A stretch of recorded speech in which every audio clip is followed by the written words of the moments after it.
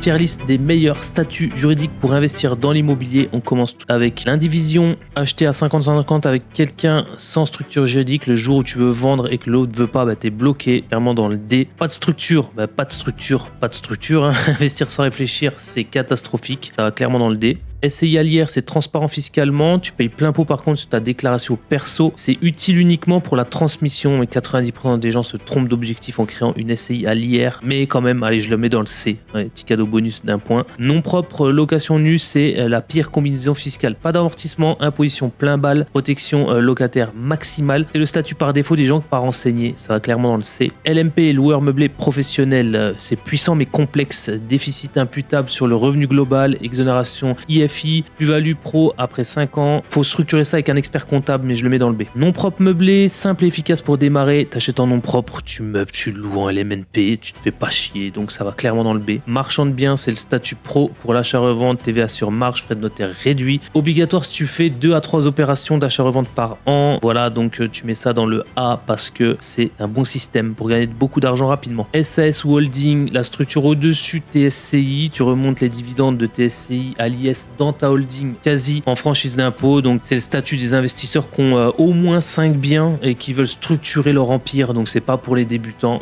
Donc moi je mets ça dans le A. LMNP au réel, le statut roi. 90% des investisseurs, c'est simple, puissant, fiscalement optimal. Donc amortissement du bien et des meubles, quasi zéro impôt. Pendant des années en plus, tu peux répéter ça pendant 10 ans. Tu sais pas lequel statut choisir, tu commences par là. Donc ça clairement dans le S, c'est un des meilleurs. SCI à l'IS, 15% d'impôt, amortissement, réinvestissement interne pour acheter et garder à vie. Donc voilà, attention à la plus-value amortie en cas de revente, mais ça va clairement dans le S pour moi. SARL de famille, c'est le meilleur des deux mondes, transparence fiscale. C'est IR plus amortissement LMNP. La SARL de famille est pour moi un très bon statut juridique pour investir en immobilier. En plus, tu investis avec ton conjoint ou tes enfants. Voilà, c'était mon classement des meilleurs statuts juridiques pour investir dans l'immobilier. Pensez à vous abonner, dites-moi en commentaire si vous êtes d'accord avec ce classement.